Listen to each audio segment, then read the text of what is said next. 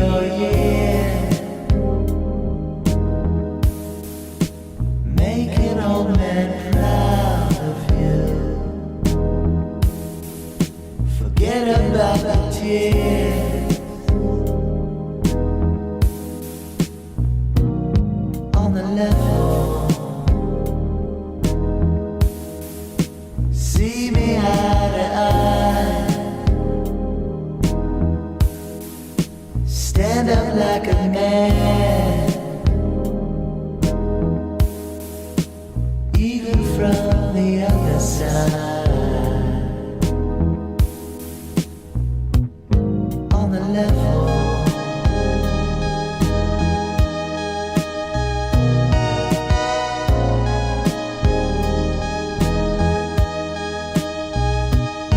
On the level.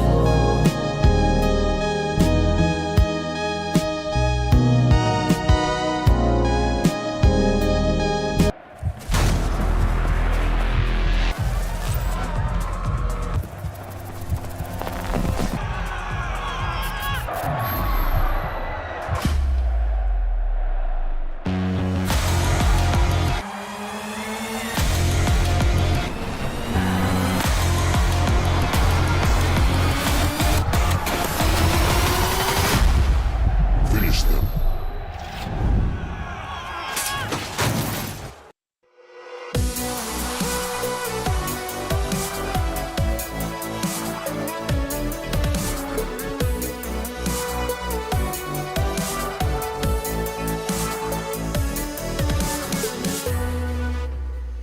What's up, everybody? Welcome to another Mograph Mocast. I'm Dave. And I'm Brandon, and joining us today is none other than Nathan Duck, aka Ducky 3D. Happy to have you here, man. What's up, guys? What's up? Brandon is filling in for Matt today as guest host, and I figured that that's kind of nice because I'm a C4D guy. I'm a Blender noob, so you probably have some better questions than I do there, you know. Got a great show for you today. We got all the things running. We're on the iTunes, the Spotify, the Facebooks. We're on YouTube, Instagram, TikTok. If you're watching on TikTok, actually, if you're watching right now live and you're watching on YouTube, hey, go over to TikTok real quick and just give us some like taps and hit the share button and copy it just so we can get an FYP. It'll probably never happen, but I'm just asking, you know. So we're live on there. Make sure you subscribe on those things. You're going to see some clips and some other one-offs and things we're going to be doing throughout the year, trying to move more into the video space, as you know, besides just the audio audience that we've had for years. And so we'd appreciate if we get some follows and things. And you can also check out Mograph TV, which is mograph.com/TV. That is our 24/7 animation network. And if you go over there, if you're watching on there right now and you want to join the chat, maybe come over to this particular stream and you can chat with us here. But turn that thing on, rip the knob off, and you can watch all sorts of fun shows, podcasts, tutorials. It's great. Just put it on, and it's much better than watching the news and being depressed all day. And one of the reasons that we can bring you all of this content is because of our sponsor, Otoy. They are the makers of Octane Render and the Render Network. Jules is a great friend of ours, and we love to nerd out with him. This is Mograph's universal sponsor for the year. With Octane Render and the Render Network, you can make beautiful renders, and then you can render them quickly on that network. Just go to otoy.com and thank them for making this show possible. A lot of cool stuff coming up. So also we got that poll follow-up from last week. Last week's poll was, what is your biggest concern with AI reaching human level intelligence? And 8% said the ethical implications of decision making by AI, as well as 8% for loss of privacy. 33% said job displacement, but the big one, 50% said potential for gross misuse. So I kind of agree with that, and it looks like we may need to dig into that as a separate topic in the future. So, yeah, there we go. And we're going to keep it short with the headlines today. We got a lot of blending to do. and a lot of nerding out to do. So let's real quick, just some housekeeping stuff. Let's go to headlines. So some notes here. If you want to compete, we've been talking about the Digital Artist Deathmatch at Beeple Studios, May 4th, South Carolina. Make sure that you RSVP. Make sure that you hit us up if you want a ticket. We can hook you up if you're in our community. You get first priority. There are hundreds registered. We're going to be doing some test runs on the show. I believe that the submissions for art are already. Is it over already or soon?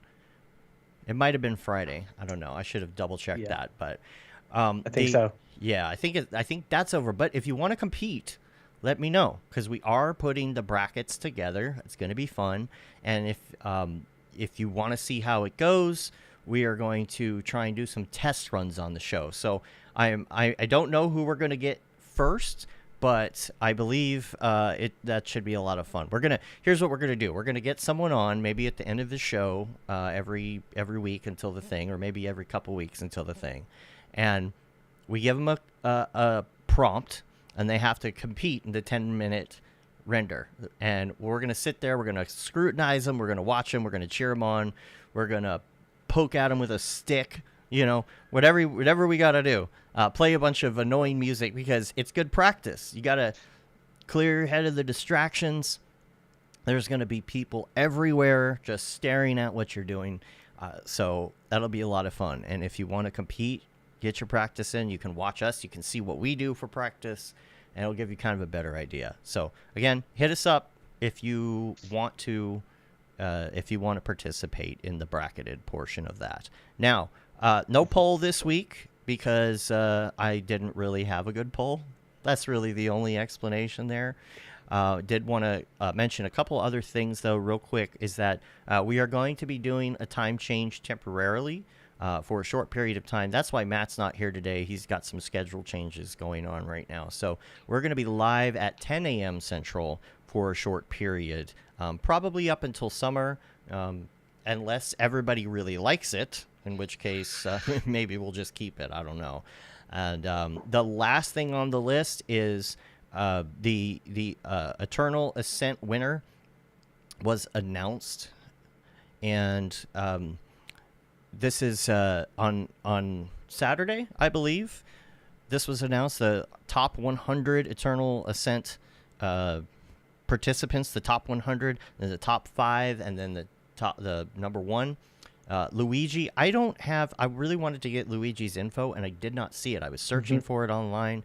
I don't know exactly where it is, but we'll get more information on who that is. There's probably going to be some breakdowns and things, but Clinton Jones, Jonathan Winbush, Gavin Shapiro broke down all of these last weekend and announced the winner. This is it right here. And congrats to Luigi. We'll see you at Camp Mograph. So that's huge congrats. Beautiful stuff. Yeah, it was awesome. It told a really good story, Absolutely. That's all I have for headlines. Just wanted to mention real quick.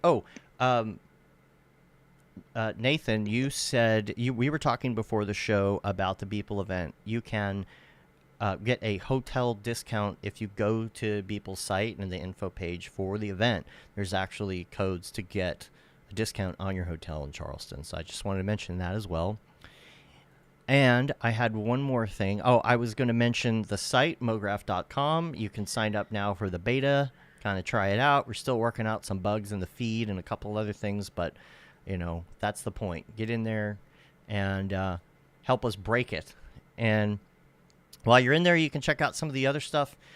The courses are on there. We've got clips. We've got articles. And, of course, we got some podcasts and things that you can check out on there, including the Go Gorilla Filmcast. Hi, my name is Sashia Dumont. I'm a writer, actor, and filmmaker. Hi, my name is Paul Robinson. I'm a director, DP, and filmmaker. We are the creators and hosts of the Go Gorilla Filmcast, an online source for all things indie film. We are a husband and wife film team and co-owners of Send 3 Productions, and we started this podcast for filmmakers like ourselves who were producing on micro budgets with skeleton crews. Go Gorilla is a weekly podcast that features various talents in TV, film, and web series productions. We've interviewed filmmaker powerhouses like Kestrin Pantera, Richard Raymond, Alex Ferrari, Cassandra Ebner, and Ryan Connolly. Amazing actors like Hannah Ward, Lou Taylor Pucci, Chris Wataski, and Eileen Gruba, groundbreaking cinematographers like Jody Lee Lipes. and Jessica Lee Gagné, and many more. We also offer weekly reviews of our favorite films and shows, which vary from low-budget first-time filmmakers to A-listers and everyone in between. Go Gorilla is proud to announce that we have officially joined the Mograph Podcast Network. So if you love filmmaking as much as we do, Tune in every Sunday for a new episode of the Go Gorilla Filmcast, your source for all things indie film. Now available on the Mograph Podcast Network.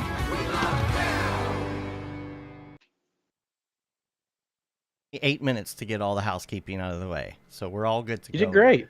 Thanks. Time flies. Now we can get to the interview and talk all about the fun stuff. First of all, thanks for coming on the show, and thanks for doing the Nashville panel. In Nashville. That was super fun. That was a lot of fun. Hopefully we get to do some more of those. It's always really fun trying to merge the community. The Cinema 4D Mograph designer community has always been really strong. We're all really great friends, and we're trying to bring more and more people into that fold, regardless of what software we're using. I feel like there's a whole new generation of 3D artists that exploded during COVID, especially with Blender, because it's like, hey, I'm stuck at home. Let's learn how to do 3D, right? And we really, and plus, and people get into it, and then they're not traveling because of COVID, and it's like, okay, come to NAB, come to events, come to meetups. Doesn't matter what software you use, come in and let's meet each other. Let's keep this tradition of community going strong. Join us for events like NAB and all that. NAB is going to be a blast. Come to the Beeple thing. It doesn't matter what software you use. So, So, you've got a new course on the Blender market that just came out. Yes. And what is the name of it? Let me make sure I have it right, because I was looking at your old course earlier in the day by accident. It's going to be Intro to Motion Graphics for Blender. It's I released maybe 3 or so years ago the first version of it, which was about 4 hours of content, 6 lessons, and it would, if you're interested in getting into things like concert visuals, motion graphics, very much stuff that I really enjoyed looking at and seeing and making, made a course for it, and then over the 3 years, I just learned so much that it's like it's time to rewrite this thing. So rewrote the course, went from 6 lessons to 14 lessons. 7.5 hours of content, and it's a really cool course. I released it in January and pumped that it's out. Super proud of it, and a lot of good responses from it. I saw you working on it on TikTok, like little pieces. You were posting updates and things, and I'm like, Yeah. And I know how hard it is to do a course. Absolutely. Brandon, you've got a course on our site as well, and it can be so much work to even do a short course. So, Oh yeah. It's a great feeling when you finally ship, because you're like, hey, I accomplished something. I checked something off my list. It's one thing to make 3 or 4 videos a month on YouTube, and it's like that's cool, but have something that I worked on for months and months, and then finish it is like, that's a whole nother level of just like, I'm super pumped. Yeah. I've got a bunch of questions, and some of them are kind of geared toward people who aren't in Blender or noobs or whatever, and we can kind of mix it up. And again, Brandon, I'm sure you got some great questions you can add in here that I don't know to ask. For somebody who's just beginning their 3D journey, right, for the first time, why would you recommend Blender specifically, and what are some of the first steps that you have to take to get into it? I can answer it kind of how I got into it, which is the one thing everybody says: it's free. Right. What? Totally. The entry point isn't a $50 Adobe subscription or, paying a year subscription to something else. It's just download the thing and watch some tutorials. And that's essentially what I did. I got started because I was using a I was using Cinema 4D R20. No, R16, but R20 was out at the time. I may or may not have gotten it.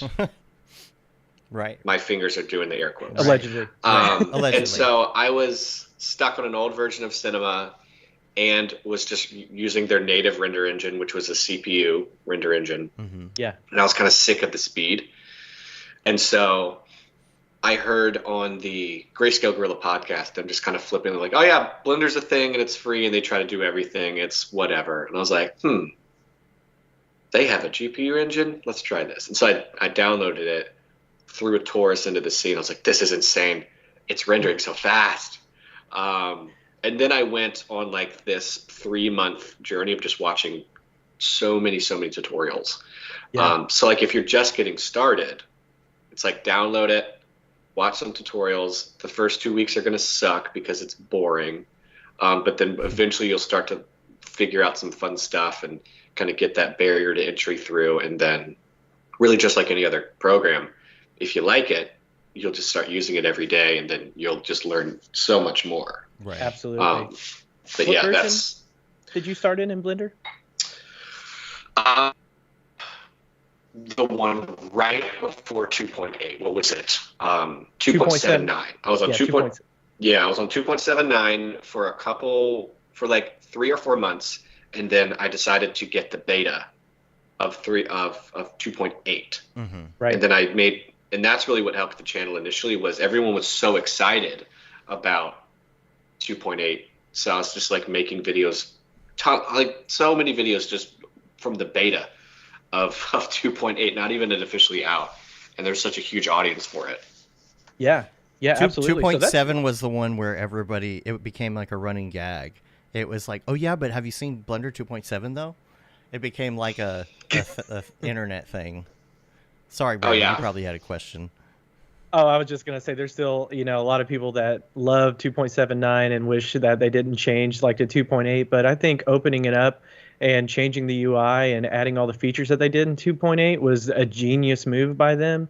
To kind of bring it into more of a designer kind of space, or just more of a conventional piece of software. Whereas, 2.79 still had its quirks, and even before then had its quirks and stuff. So, 2.8 is when I jumped in as well. That's when I really started to notice it.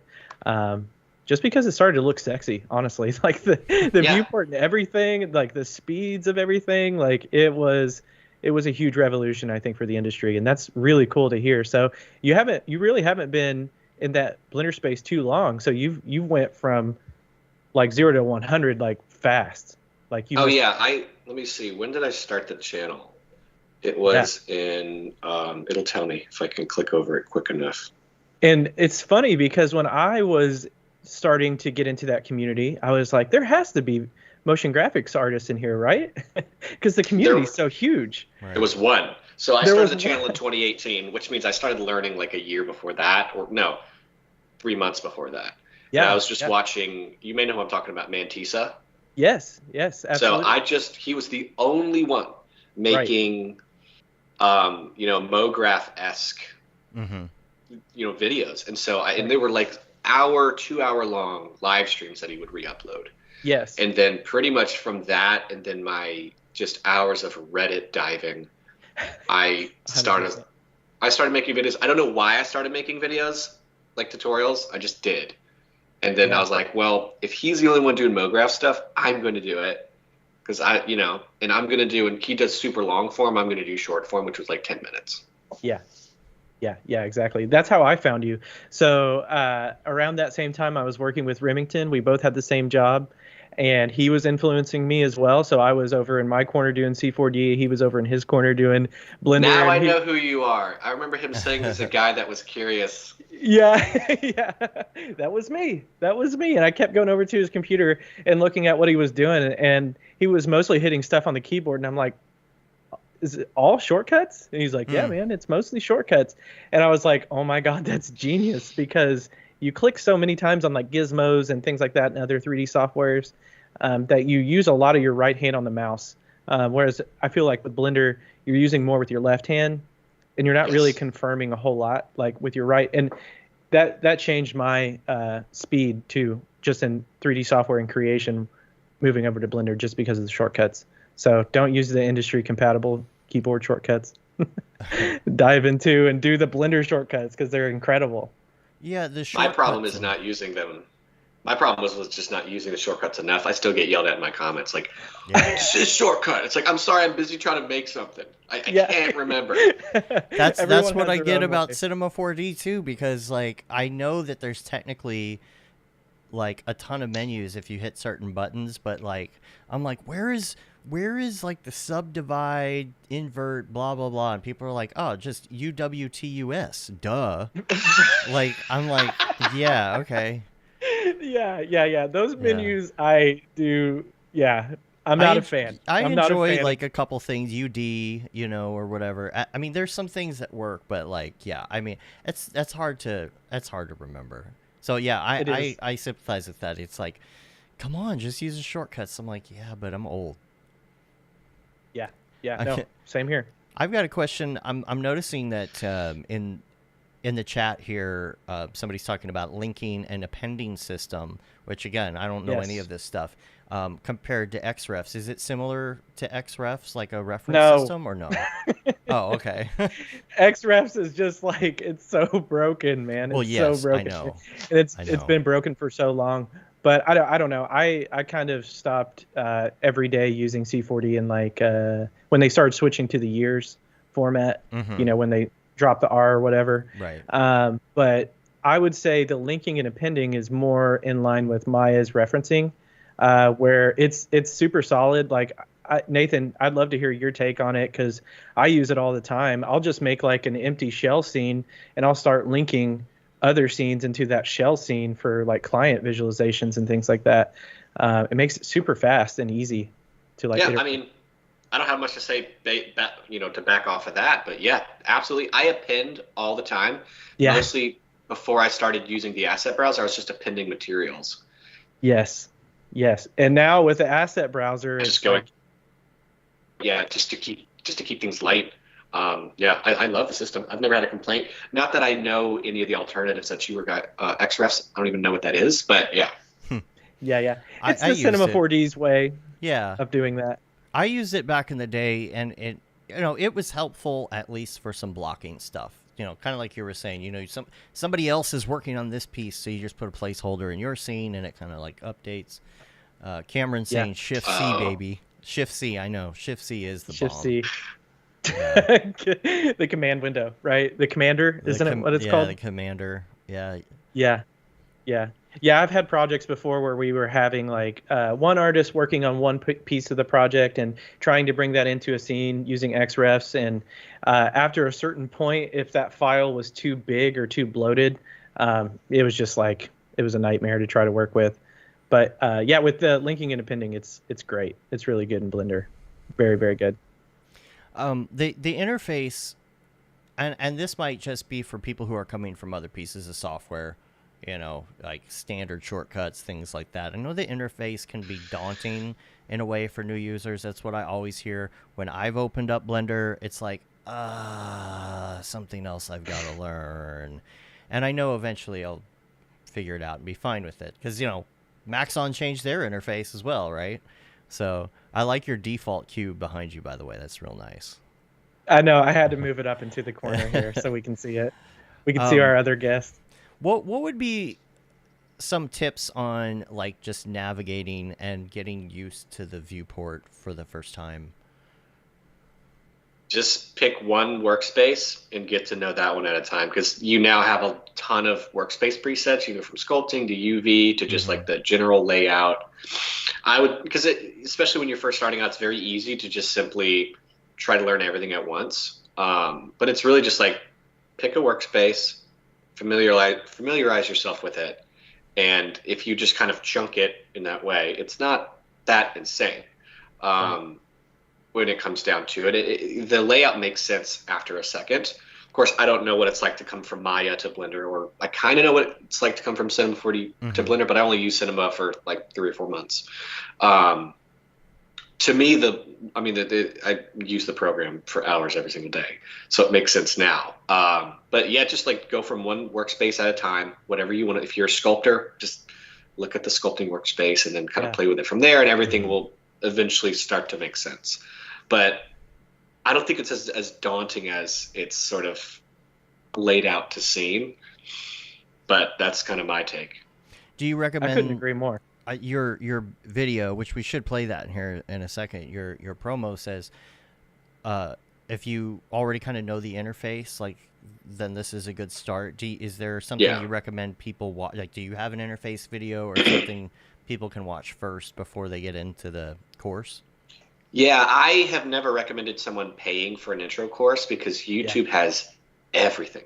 Right. You have like the very popular Donut series by Blender Guru. Right. That one's super good. And you also have CG Fast Track, who has a really, really nice intro course. So kind of when it comes to like buying courses, I would never recommend like download Blender, buy a course. Like I would say download Blender, get to know the interface through some YouTube tutorials, and there's just really high quality structured tutorials on YouTube about how even CG Cookie has a really good one that they just released on how to just get to know the interface. Then you can go in and like, all right, let me go get this course, let me go get that course. So I didn't design the course to like handhold you in that sense, because I just kind of assume get to know the interface first before you start deciding how you want to approach learning. Totally. Let's watch the promo video, actually. Check this out.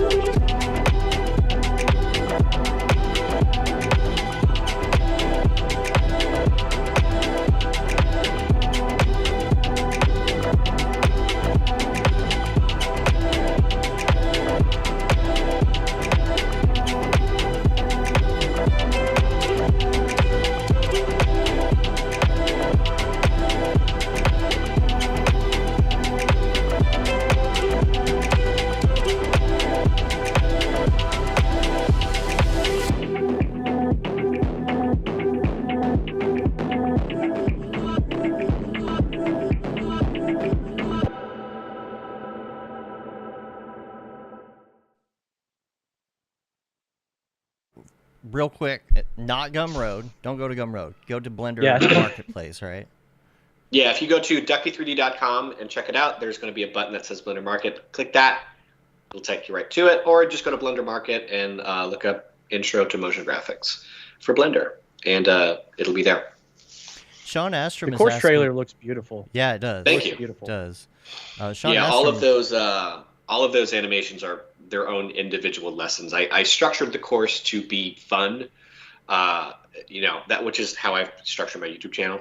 You're going to learn how to use Blender, but you're also going to make a really cool animation.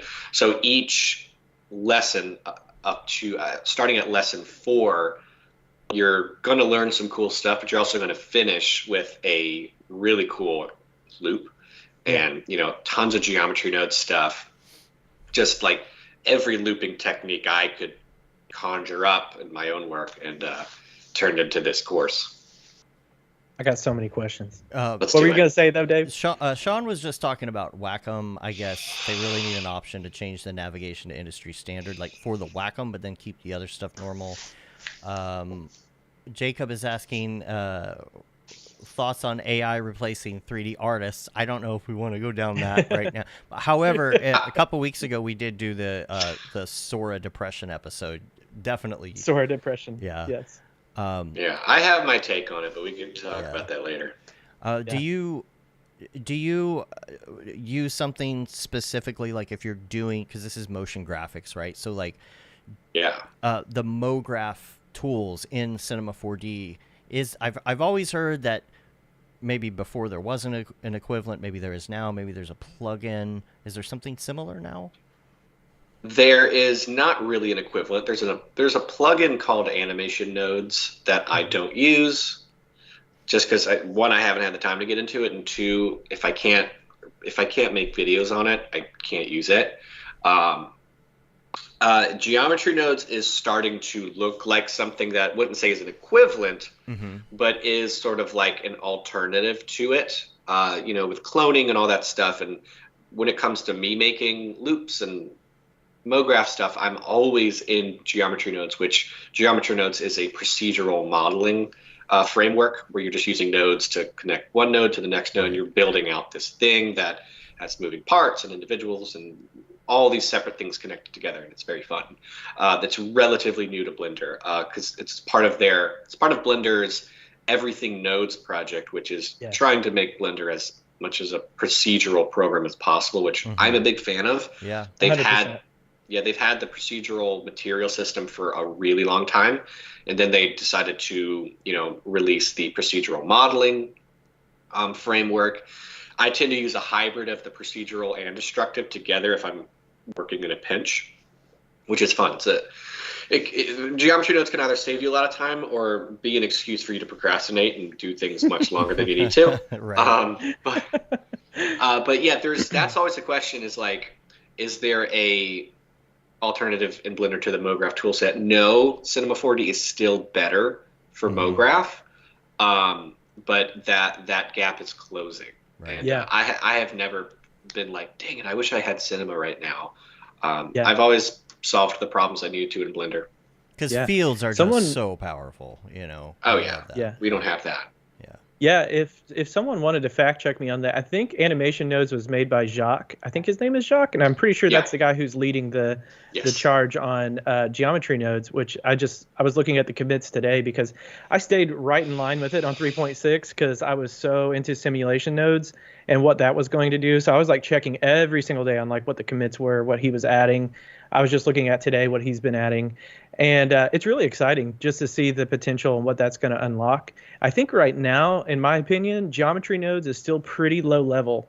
Like when you jump into it, you're accessing literally like geometry objects. You're accessing all the attributes. So if you're not really into doing kind of like vector math or like messing around with like some trig functions and stuff like that, I don't think it's for you really. At this point, I make it sound scary. It's really not scary, but I think there will be a community-led effort or perhaps something from Blender Foundation themselves that is kind of like a packaged up set of tools that's similar to the Mograph module. I mean, the Mograph module itself is so easy. Like there's certain rules to it, right? And if you go outside of the bounds of that, you may not have a good time.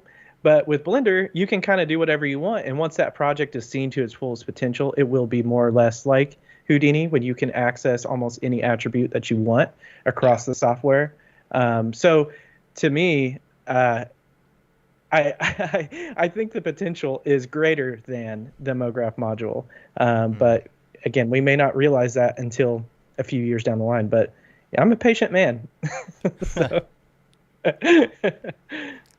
Brandon, I'm sure you have like a... Oh, go ahead. Go ahead. I don't even remember what I was going to say. Well, I know, Brandon, you probably have like a million questions, so I'm going to let you go. Just have at it. Dude, after watching the trailer, I honestly think that, you were saying that it's not a course geared towards beginners, but I mean, what you're doing from like soup to nuts, like I really do think like someone who's passionate about motion design who may not have a lot of Blender experience could jump on board. It may be a little bit of a rockier road just because, it's Blender and it's a little bit different, but I'm sure like with your direction and what you're doing, how you're leading them through the course, I'm sure they'd be just fine. Yeah. It's what I tell people, it's a beginner to intermediate course. And the reason why I don't say like it's a beginner course is because simply I don't handhold everything. I have screencast keys on. I assume like a little bit of knowledge, but I also know like if you're an intermediate user, you're going to get something out of it. But yeah, for sure, if you're a beginner and you're not like, I don't know what the modifiers are, like if you're past that point, then absolutely the course is very much a followable. And I designed it to be like, I want you to rewatch it a bunch of times so you remember everything. And there's also Google, right? If somebody doesn't, what is that again? Just Google 100%. Exactly. Yeah. Exactly. Yeah. Yeah, that's why just looking at the quality of the trailer, like that's something that I would like to take, like Yeah. honestly. I mean, it looks amazing. It looks very, very Yeah, it's definitely like if you're a beginner, it's good. But if you've been using Blender for a while and you want to shift gears to making more MoGraph stuff, then my course is going to familiarize you with, okay, well, I need to make things loop, or I need to make this particular look or this style. This course is going to have that kind of that blueprint for you. yeah, definitely. So I have another question for you, Nathan. Like just in the Blender community and how quickly it evolves and like all these new tools, all these new systems. Right now we're focusing on the animation system. I believe is like the focus right now for a lot of the Blender devs. Like, do you ever have any kind of like exhaustion from that, or are you motivated by it? I love it. I mean, with the amount of stuff that comes out, it's just more stuff for me to tinker with and make more YouTube videos about. Like Yeah. am I a professional motion designer or am I a professional Blender user? I don't know, but Yeah. it's sort of like Yes. it's cool to play with, and it gives me more possibilities to make interesting design, interesting motion. So I am not exhausted. Every time a new feature comes out, I'm like, oh, let's try this thing out. I'm super pumped. I love it.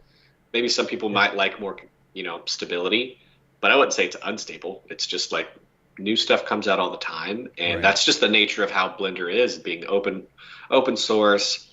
You have access to the beta at all times. Every day there's a new, beta release that you can, or alpha release that you can play with. Right. So if you're nerdy in that way and you love it, then it's like heaven. Absolutely. Absolutely. So do you kind of hang out in like the beta branch or alpha branch, or are you like the LTS user? What's your kind of main preference, and how many versions of Blender do you have on your computer? I wish I could have an interesting answer for that, but I don't. And after 2.8 came out, I stopped downloading betas. And the only Yeah. time I download a beta now is like remember when the cloth brush came out? Like I was like, I want to try that. But now I have just the official version on my computer. Super boring answer, but it's just I wait for like those really cool beta alpha features to be stable before I make videos on them. I will play with them like when a really cool feature comes out, but the problem is I'm just so busy that to tinker with like animation nodes when it was just coming out, it was just like I could either play with this or I can continue writing this next thing, and I end up just writing the next thing or making something for Patreon. So I think if I didn't, I would probably have 7 different versions on my computer, and I'd be like nerding out every day. I just don't have the time. There's some sort of like inverse proportionate graph that has to do with how old you are and what your responsibilities are and whether or not you're going to try and install an alpha software on your system, Yeah, exactly. It's like, I used to do that. I used to be so into that. I'll install this new thing as soon as it comes out, But yeah, now it's like, oh, a new version of Octane? That'll be cool in a year when I install it, So... Oh yeah. Octane for Blender, by the way, is insanely good right now. They moved it from like they were using the server. You know how like they would do that, like the server plugin, Dave? Are you familiar with that? Yes. You're talking about for Otoy, right? Right. Right. They kind of moved it out of that phase, and it's now like just an actual add-on. They used to have their own build. So you would have to have another version of Blender to access Octane, but now it's just an add-on, and it's more or less extremely efficient, like And based free, on some of right? the On Blender, Yeah. it's free. Yeah. Yeah. So that's always a cool thing to check out. I do love Octane. Yeah. Question. This is from Vernon in the chat. And I was going to ask this actually. Are you doing much client work? Or are you strictly doing courses and assets and tutorials, or do you do stuff as well for B2B or contract or whatever? I will do client work like very privately, but in terms of public client work with people I don't know, I don't think I've done that in about 2 years. I used to do client work to kind of subsidize, like I need some income, but I'm starting to do products. I'm starting to do Patreon, starting to do sponsorships. Right. But in a perfect world, which is kind of the world I'm living in now, of sell the products, make enough money from that, and then focus on making just the best educational content to help people learn Blender and learn motion. So I do have some clients that I work with still, but it's very like not something I post about, not something I make public. It's just sort of people that I know and that I really like. And, you know, like I just got connected with a artist, a musician that I've seen for years and years. And I just offered him like, hey, if you need something, I'd be happy to work with you. So that's kind of how it goes. And now we're talking. Client work does keep me very sharp, because sometimes I can't just live in a world of my own ideas. It's good to work with people like, I want to do this, I want to do this. I'm like, all right, I'll figure it out. So that does help. So I'll take probably 4 or 5 client gigs a year. That would be kind of a good place for me to exist. Mostly the gigs are just fun or / for people that I really like. Right. And along the render engine discussion as well, do you have a preferred render engine that you use, like EV cycles? Right. Yeah, when I was just animating on a laptop, it was Eevee. And that was like a big thing. That's kind of what got the channel jump started, was purely Eevee tutorials, because people with lower end computers can follow them. Right. And then I slowly kind of matured into primarily using cycles, but everything I do is compatible in Eevee. So it's like you have that kind of happy medium. I got you. And it's great going back and forth between the two. It's absolutely fantastic. Because that's the funny story about Eevee, which is their Blender's real-time engine. They have Eevee, which is real-time, kind of like a game engine, but not really. And then you have Cycles, which is their photoreal, awesome engine. And they were designing just a material preview. Like you click it so you can quickly real-time look at your materials. And then they realized, oh, this could be its own standalone engine rather than just a material preview. And then they created the Eevee render engine, and then I fell in love with it, because I kind of jokingly called it the Mograph engine for Blender, because a lot of the motion graphics I made did not need to be photoreal. They're motion graphics. Right. A lot of like, procedural material stuff that glows and da-da-da. And so I was like, oh, thank God for this. I love it, because I could render out 120 frames in like a minute rather than waiting 45 or 30 minutes. That was the hardest lesson for me to learn in the land of render engines. I was so into like path tracing and, making sure every single pixel is just photorealistic and is physically correct. But then once you get into that area of work with clients, suddenly it just becomes, oh, if it looks good and it's going to render quickly, awesome. Who's going to know type of thing. And I think Eevee has filled that gap tremendously, like with just the workflow between cycles and going back to Eevee is super, super good. But I was just looking at the real-time materials that you have on your site. Yes. Can you tell us more about how you started that project and what that's kind of geared towards? Yeah, so real-time materials is my add-on. I'm trying to remember the number. It's about horrible sales. Don't even remember the number. So it's about 300 or so procedural materials. 270. That range from 270. That's a number I need to update. There we go. Oh, okay, cool. It's 290 on Blender Market. It's over 300 now. That I've updated and added a bunch of stuff to it. With just being a one-man band, updating websites can be a hassle. It's, you have materials that range from carbon fiber to wood and tons of tiles. You have like your practical stuff, like a whole, metal collection, and a bunch of, stucco and paints and, distressed paints and all that, all entirely procedural. And I made that. The truth is, it sounds like a sales pitch. The truth is I made it for me, and then I happened to turn it into an add-on that other people can buy. Right. Because these were, I really love procedural materials for, their editability. And when I was making stuff, I was always remaking the same materials, and I started just saving them and then reappending them and then giving them away on Patreon. And then eventually I was like, I want to make some money. So I sold 80. It was a pack of 80. I think like 5 or so years ago, released it wasn't called real-time materials. It's just a pack of 80 materials.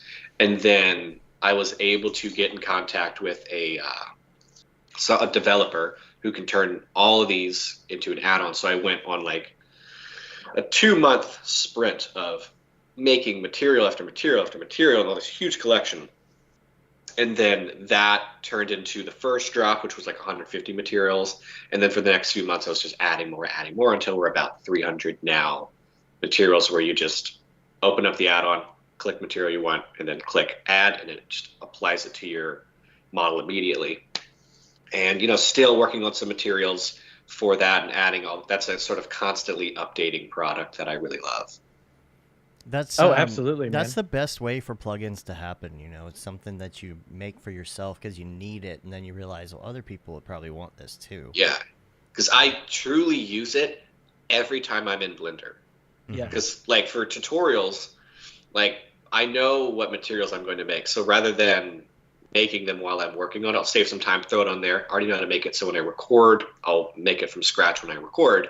But I need just like a rough surface here. I need a distressed paint here, pop, pop, pop. And then it works because I'm essentially beta testing the product every single day. So it keeps up to date. And that's a product that is very true to me. It's sort of a perfect product from an artist standpoint. Like if you use it, you like it. So yeah. Yeah, absolutely. And the value too of it is just being able to look at how you made these real-time materials. Like how did you use the procedural settings to craft something that does look photorealistic, or maybe just has that certain appeal to it, Yeah, absolutely. It's And awesome. what's fun is the way I like structured the whole thing was highly inspired by the same people that told me about Blender in the first place, which was Grayscale Gorilla. And Yeah. Right. Yeah. And which is cool. I'm working with those guys now. They just released sort of Grayscale Gorilla for everybody, Yeah. including Blender. So Yes. I'm releasing 2 tutorials on their channel, Nice. possibly today, the first one, Nice. and then I nice. guess next week we're going to release the next one. But it's cool to be working with those guys that really very much inspired the way that I run my business today. I'm so happy that they opened everything up. I think that's incredible because they have so much wealth to share in terms of what they've done. Chad and Nick and everyone over there, they're incredible people and artists, and it's just incredible that it's not behind like a certain wall anymore per se. No. It's out there, and everyone can learn from it. It's great. From our insider here, Mac Daffy, on Octane, the server is still required for Blender, though. But yes, it works now together with a standard add-on instead of an old Blender build for Octane. Okay. Gotcha. Okay. Cool. All right. Yeah. Yeah. Awesome. What about integration with other apps? Again, C4D guy, so I use like C4D and After Effects.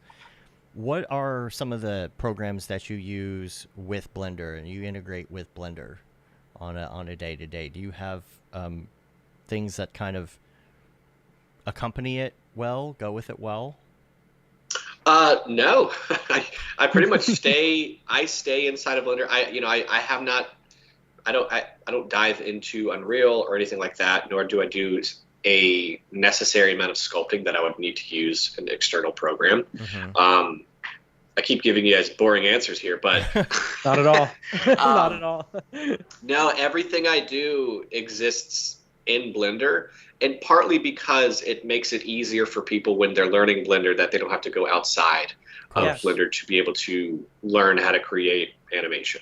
Right. That's been sort of the thought process the whole time, is like, how can I make this without needing to get other stuff? And Blender at the point where it is now, you don't really need a whole lot of external programs until you start getting into maybe character animation where you're using Substance, or crazy sculpting where you're going to need other programs like that. Because I am primarily motion graphics animation, it's sort of like I have everything I need. I have the material, procedural material system. I have everything really. And then if I need a sculpt, like I needed to sculpt a rock the other day, and it was very simple. Just pulled up their sculpting system, threw a material on there, done, onward. So I haven't really Blender at the point where it is now in the type of work that I like to make. It's very much a one-stop shop. And compositing Yeah, too, though. absolutely. Like, Yeah, they have a pretty good compositor. I don't use it entirely too much just because the nature of my work doesn't ask for it. So Brandon, you might be able to say something about this. I don't use the compositor entirely too much. When I do need to make color changes or things like that, I throw it into Photoshop or After Effects, just because it is sort of a node-based system and it has to update. You don't have to do that in Photoshop. Yeah, exactly. Just write it to disk and you have it in Photoshop. I absolutely love the compositor in there for like the crypto map purposes and things like that. It's really nice for doing like product viz where you need to isolate certain parts or you may get revisions. So you just want to be able to see it in the compositor and make your updates. So a lot of the times what I'll do is, especially for product viz, do a rendering, split everything out in CryptoMat, have it in the compositor. And then if I do get client feedback, I ask myself, do I need to really re-render this kind of question? And it's nice to have that availability within the compositor itself. And it's gotten a lot faster over the years since I started using it. And so with the real-time compositor that's in some of the newer versions of Blender, I'm really excited about that. I think they've almost got every single node to appear like as a real-time overlay on the viewport. So yeah, things like bloom and little things that you can do is it's really nice just to have that and see it in real time. That was very much my favorite when I was just starting out with cinema. I just wanted to make stuff that looked cool. So I would see Octane renders, and they had glow in the viewport. I'm like, that looks so sad. Yeah, and then exactly. Now it's overused. I'm so sad. Yeah, and I was like, that looks awesome. And then never got that in Cycles up until recently. So now I have viewport bloom in Cycles. But it's not the same as Final Render, which is super annoying. It's a completely different thing. We'll get there. But it's, Blender seems to be catching up. But the real-time compositor is really great. The things that I'm adding in compositing is I like to add noise. I'm adding some glow, maybe some chromatic aberration. Very overdone stuff, but my clients in the past have always wanted it. Right. Exactly. Lens flares, Octane has a bunch of that stuff. They keep adding to it now too, and I love the concept of I want to try and make this as in camera as possible, right? Without maybe the only thing I have to do is like put the image sequence together in After Effects and send it out. I really love that concept. Yeah, absolutely. I think it's really cool to have the render layers in the compositor too. I saw that Sean was talking about Fusion. And I love Fusion as well. I use Fusion all the time. But it's really cool to have like different scenes in Blender and then be able to have like the different render layers come out of the scenes and do all the compositing there. So like if you had a scene that needed like 2D text, you could do that in one scene. That's the right term, right, Nathan? Like up at the top. Yeah. Just create like a new scene, do like 2D text, and then like bring them together in the compositor. That stuff is pretty neat. That's cool to have there. Yeah. The videos online, like, okay, first of all, I'm gonna ask you, do you have like one or two like favorite tutorials of yours? Like like something, it doesn't matter if they're like a noob or whatever, just overall, they know it, they don't know it. What is your overall favorite tutorial of your own on your site? Let me look at my channel. I have too many. You have a lot. There's a lot to pick from. No. I released a video 2 months ago called Music Visualizers in Blender, like why making them in 3D is better, and where I was able to take, audio and have it react to different moving pieces in Blender. That one was so fun to make. Where like I had a scene where there's light casting on this table and the piece of paper had the waveform on it, and you could make like very cool music visualizers. And then let me think. I'm looking at my videos. Like, which one do I actually think is sick? I think they're all sick. I think the one where it's amazing logo simulation made in Blender, where it had all these spheres that moved to formulate like the image of a logo. That one was fun. Nothing too insane. Oh yeah, that one was really good. I think historically a lot of my favorite ones are ones that I released like 2 years ago when I was just like kind of going insane with making videos all the time. Mhm. A lot of like the satisfying type animations are really cool, or the stylized alien landscape. Yeah, I'm just going through like I think when geometry nodes first came out, I went nuts and made Yeah. tons and tons of geometry nodes tutorials, and those are a lot like that collection of videos is very like near and dear, and I love that. But I don't have like one because I have over 300 now. No, 459 videos. Like I Good can't pick a Lord. favorite. Good Lord. Yeah, that's so yeah, many. you have so many. I do have a question for you, Nathan. What made you kind of go towards geometry nodes instead of like just doing a bunch of things in the modifier stack or finding other ways of doing these animations? What keyed your interest on like geometry nodes? Let me think. When I first started it kind of was a replacement for the particle system. Where I wanted to place a sphere at the edge of every vertice, and then fill that out and make like a plexus style thing or whatever. Yeah. I just found that keeping it all in one space and it being like modifiers aren't non-destructive, but I liked having all the nodes playing around. What I found is it was just a very fun, creative playground Yeah. of modeling. And through that, I just made so many cool things. And I even use it as a replacement for the displacement modifier, to where if I needed a plane, I needed to just displace this little poly thing to make it loop around. I can now use, image textures, I can use, noise textures, and I can make a loop very easy, and I could see everything. But I think the biggest reason was it was just so fun. And I found it to be, though a little more confusing than a modifier system, far more capable in terms of creative output. And just a very procedural, non-destructive workflow is something that I've loved since day one. I think Southern Shoddy was the first one to point out. He's like, yeah, you really like modular / non-destructive workflows, don't you? I was like, yeah, I guess so, don't I? But I just find them to be the most fun, and people love to learn about it, so I just keep doing it. Yeah, absolutely. That's what I couldn't agree more, by the way. And what I've noticed is going for the geometry node modifier more than any of the other modifiers, or like you said, just replacing a function of the modifiers in geometry nodes, because it's so experimental, and the discovery process is like, it's just got so much potential there, especially as an abstract kind of motion designer. I think you can kind of like feel free to break the rules or plug something in, see what happens. So yeah, I couldn't agree more. Yeah, with geometry nodes, that I've had so many times, I'm sure every motion designer can relate to, like, you do something, you go, oh my gosh, that looks so sick. I don't know how that happened. And then it's like, you have like this really cool aha moment. Like, I almost feel like I'm a 3D artist to chasing the next high of the aha moment of making cool stuff. And geometry nodes has very much allowed me to have more of those moments. Yeah.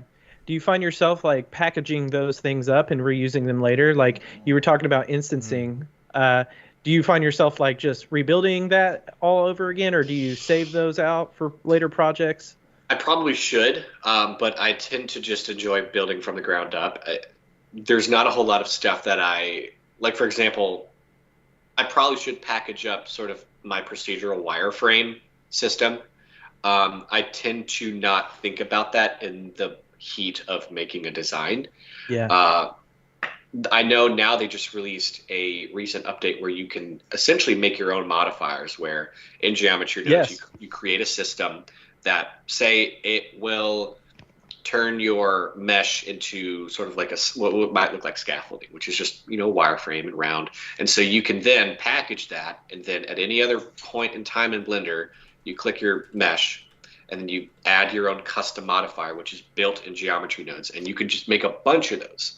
And then you have your own set of custom tools that, rather than remaking that thing in geometry nodes over and over again, you turn it into a modifier and then just apply that. And then once you have a big collection of them, I'm sure you can package it up and sell it. But like studios can very much use this to their advantage to speed up workflows and stuff. Yeah, the scalability of just that system alone and the procedural material system like you've shown is super powerful. Like I think that's what I try to get across in like my social media and when I'm sharing things is, yeah, it may not be built for you, but you can build your own set of Yeah. tools, your own set of scripts, whatever it may be. It's there for you. Well, it's like scene nodes in Cinema 4D. Yeah. I'd love to see you and Chris Schmidt kind of geek out in kind of the same wavelength on scene nodes versus geometry nodes.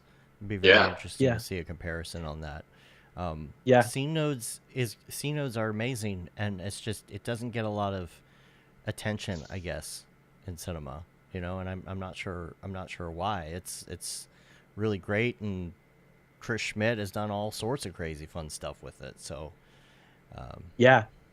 Yeah, I'd like to know a little more about the development process of C nodes and where they see that going. Like, what's their vision for it? And I think Blender, the great thing about the foundation is that from the get-go, from the start, if you're not in the community, it may seem like, why are they doing this?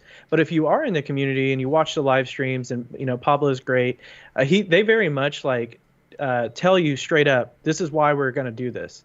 And then they go forward and they do it. I think Right. they're really good at communicating to their community.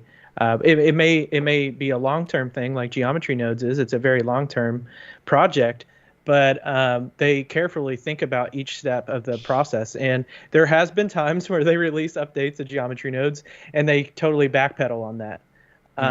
Nathan, what do they do?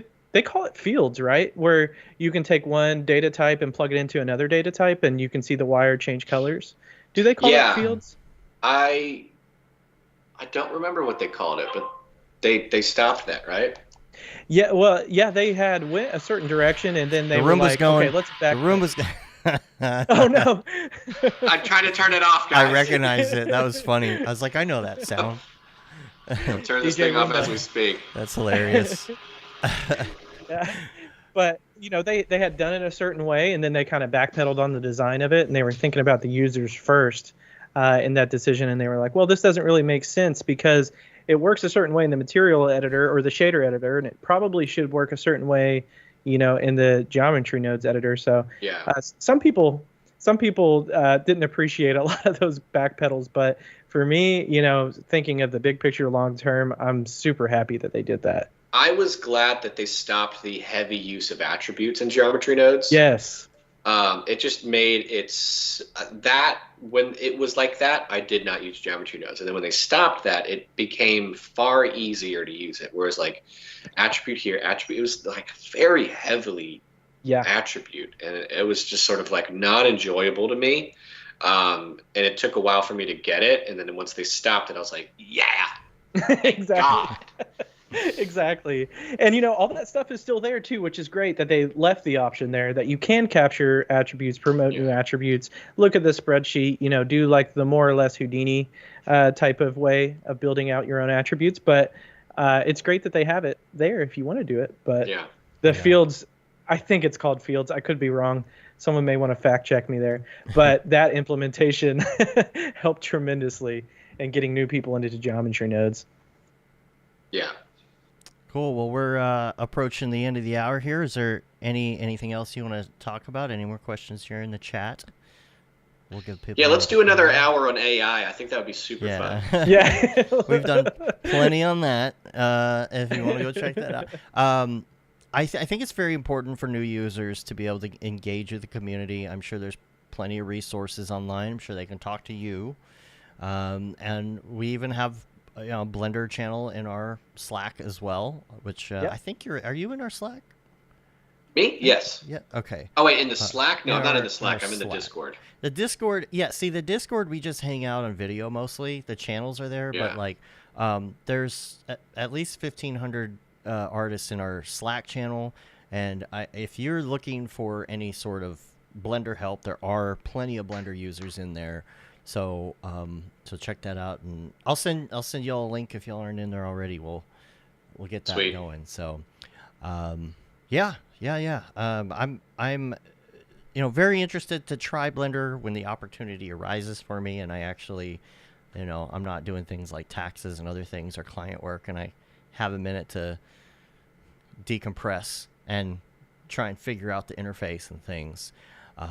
But really, really glad you could come on the show and share with us today. We really appreciate you taking the time. If people want to find you online, what's the best place to get a hold of you? Instagram, Ducky3D, YouTube, Ducky3D, X, Ducky3D. Any of those places, I'm very much there and talking and looking around. So if you want to, and then Ducky3D.com, of course, if you want to reach out. Cool.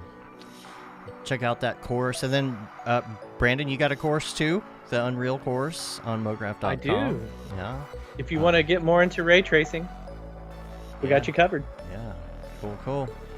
All right. Well, Cool. Thanks again, y'all. We appreciate you taking the time. Check us out at Mograph.com, YouTube /Mograph, TikTok, Instagram, all the things, and Mograph.com/TV. And that about wraps it up, though. Until next time, I'm Dave. And I'm Brandon. And I'm Nathan. Have a good one.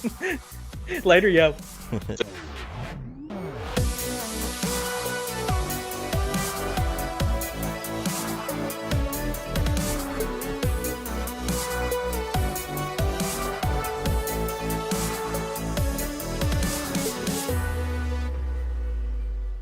It's pretty good, I guess.